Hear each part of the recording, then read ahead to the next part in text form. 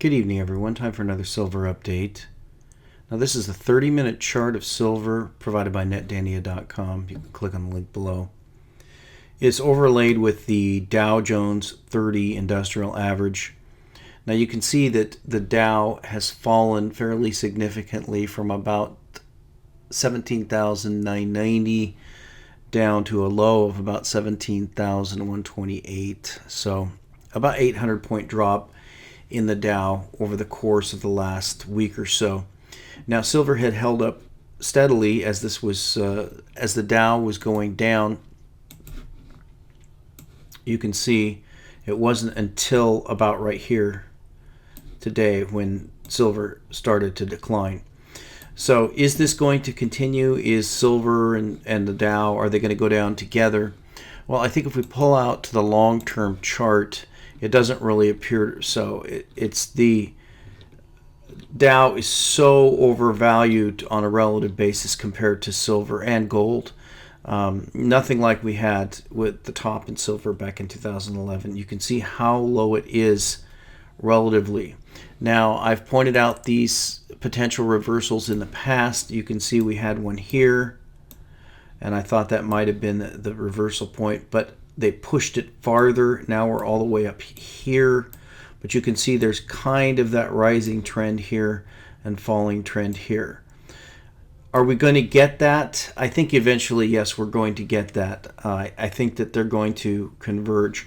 Before we get that, though, we could get both of them rolling over together, or we could get the Feds or somebody coming in, printing up a whole bunch of money, and have them both rise together. All of those are a possibility. Now, I want to go over and look at the Russian ruble. That's the big story of the day, and that's because the Russian central bank stepped in and raised interest rates quite dramatically. Now, you can see that the ruble had spiked up above 65, all the way up actually to 66. And then on that announcement of an emergency surprise interest rate hike by the Russian central bank, you can see that the ruble gained significantly on the dollar. Not even enough to make up, though, where the day began.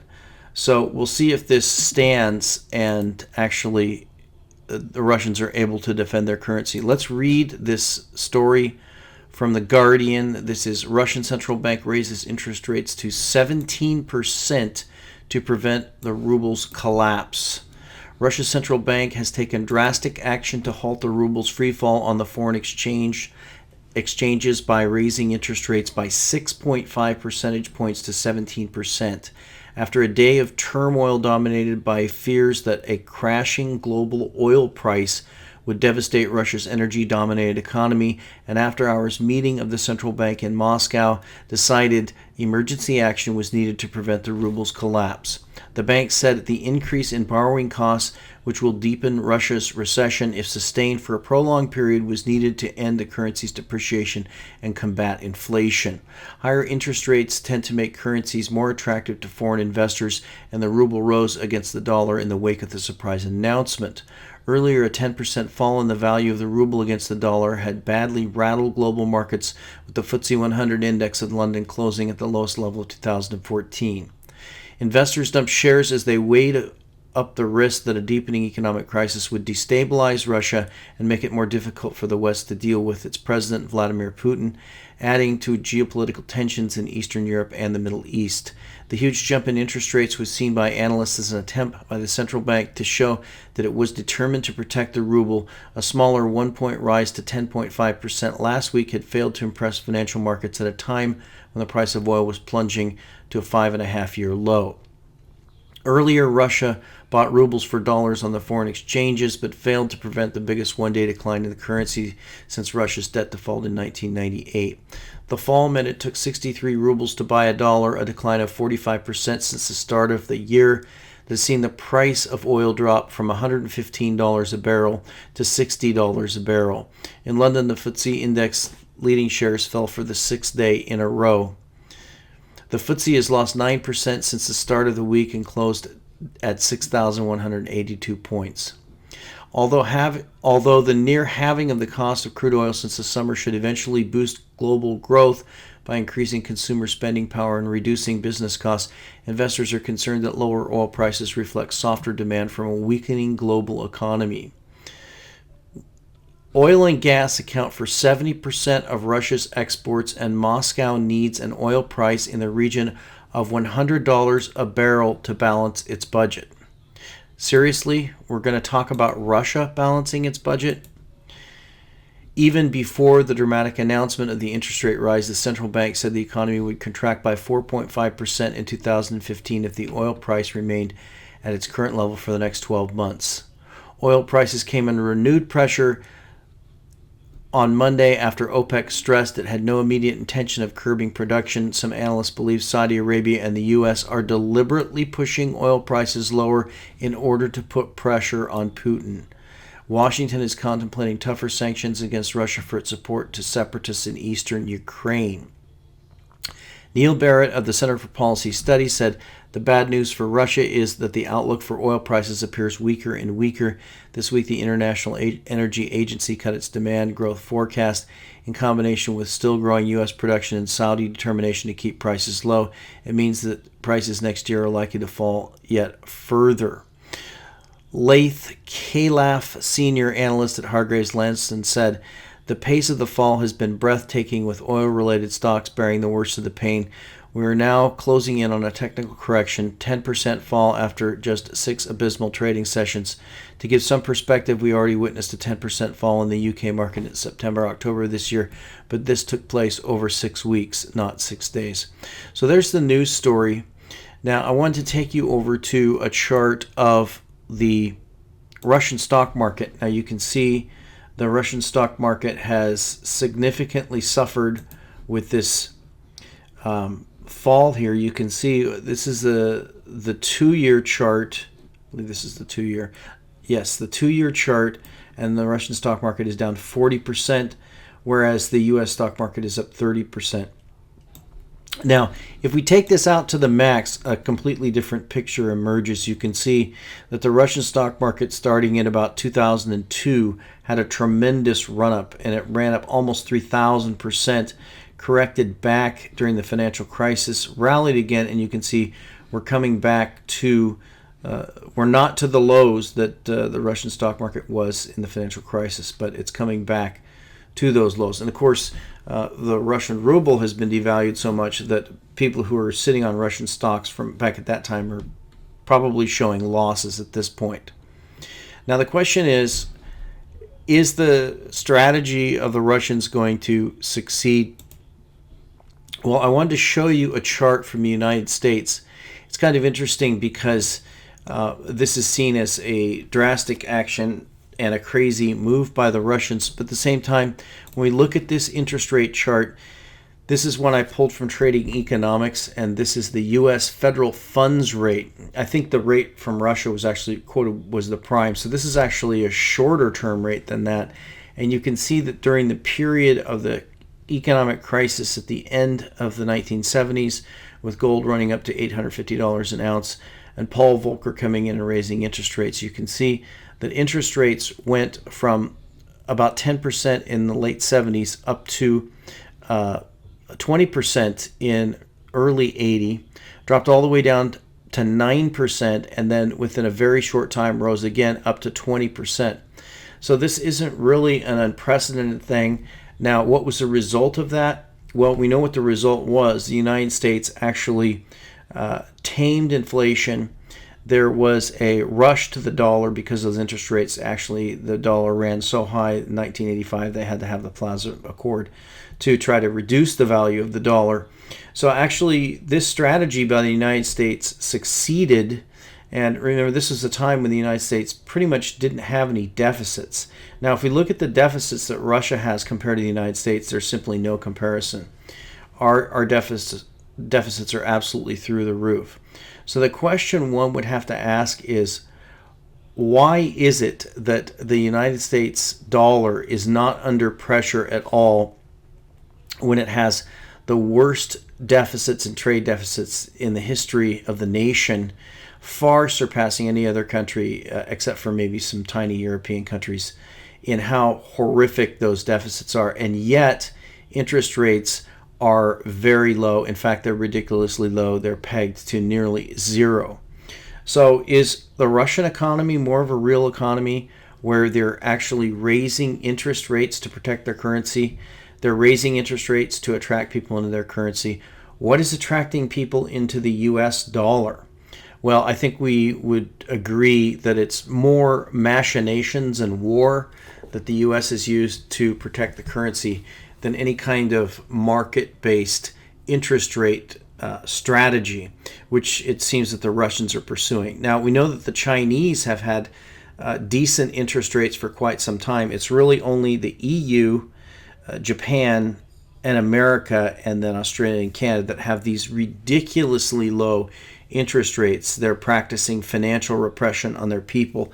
If you go and look at the interest rates in Asia, excluding Japan, and now Russia and some of the other countries, you actually have reasonable interest rates anywhere from maybe 4 or 5 now to 10%. Now Russia's all the way up at 17. So who's actually practicing a more free market model? I would have to say that the Russians are at this point, but we'll have to see how this turns out. Now, I wanted to talk about the silver situation with supply and demand.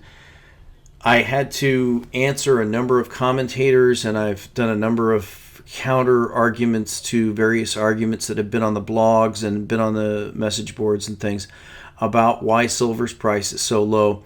And some people coming out and saying, well, the reason that silver's price is so low is because there's this 400 million extra ounces of silver that's sitting out there, and there just aren't enough investors, so naturally the price is going to fall. Now, obviously, I believe that that's a ridiculous argument, but I just wanted to show you the fundamentals here. And the reason why the fundamentals are important is because it's the fundamentals that cause you to stack. It's the fundamentals about silver itself, the supply and the demand. It's the fundamentals about the economy itself and the deficit and the government budget and the fake rates of growth and unemployment rates. These are all the fundamentals that cause one to stack silver. So a true stacker is somebody who is stacking based on the fundamentals, not based on charts, because we're seeing a lot of people being, or at least talking about being shaken out of their position, which, as I've shown you with the extreme difference between the price of silver and the price of stocks, this is absolutely the best time that anyone could be buying silver on a relative basis.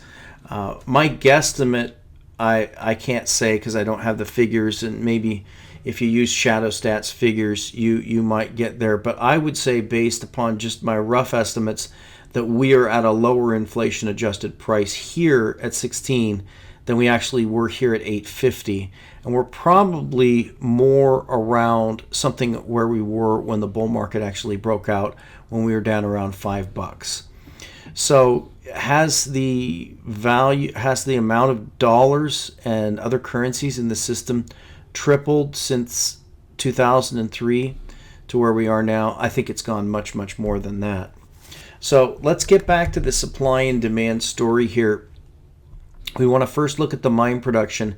Now, a lot of people like to quote 1 billion ounces of silver. It's not 1 billion ounces of silver. It's 800 million ounces of silver. And the other 200 comes in as scrap.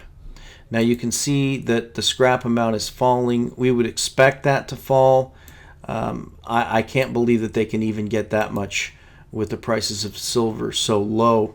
But still, at some point, we would expect that this amount of scrap to go to virtually nothing. So you can see that gives us a total supply of 978 million ounces of silver in the last year.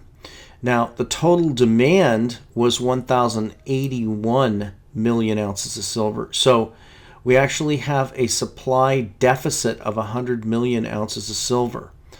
Now, if we look at just the coins and bars, you can see that that's 250 million ounces of silver, and we've got about 590 in industrial fabrication, and that's actually come down. You can see that's come down not significantly. The big drop, of course, was in 2009.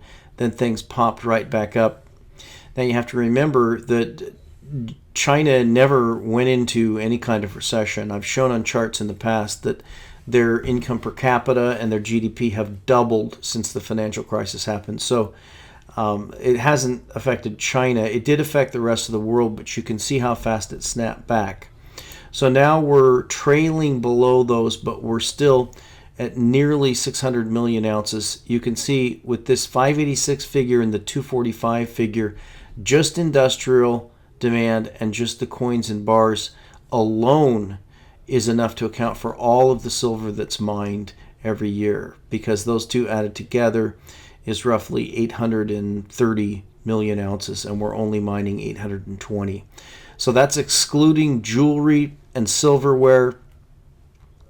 And what does that mean? Well, let's put some of those numbers in perspective. Now, in a recent interview with Belange P on Don Harold's channel, he mentioned that he believes that there's roughly 15 billion ounces of silver left. I believe the figure is much, much lower than 15 billion ounces of silver. The other figure that was given was 5 billion ounces of gold. I personally believe there's less silver than there is gold out there. But let's just take the figures and use those. Let's say there actually are 15 billion ounces of silver out there. At current prices, 15 billion ounces of silver is only $200 to $250 billion. Whereas 5,000 ounces of gold is roughly, at current prices, $6 to $7 trillion. So we've got $6 to $7 trillion for the value of gold that's out there, and we've got about $250 billion for the value of the silver that's out there. You can see that's a ridiculous skew. And we know, as Eric Sprotz pointed out, people are buying them dollar for dollar. So where does this end? Well, we can see that this amount of coins and bars, that's the investors. That's 250 million ounces at current prices. We'll just say that that's $4 to $5 billion. $4 to $5 billion is absolutely nothing when we're talking about the amount of money that the central banks have printed. That number could be quadrupled. $4 to $5 billion could be quadrupled with investment money. That's only 20 billion. That could be quadrupled. Now, if we quadrupled that investment demand, you can see that takes us to 1 billion ounces, and that's all the silver that's mined every year. Now, we're already pulling 100 million ounces a year from somewhere. If we quadrupled this investment demand, we'd have to be pulling about 800 million ounces a year from somewhere. So you can see just from the fundamentals there that the case for silver, the bullish case for silver, has everything to do with the fundamentals, and the fundamentals and the price put together means that silver is, at this point in time, is my opinion, is the most undervalued asset in the history of the world. And we'll talk to you next time.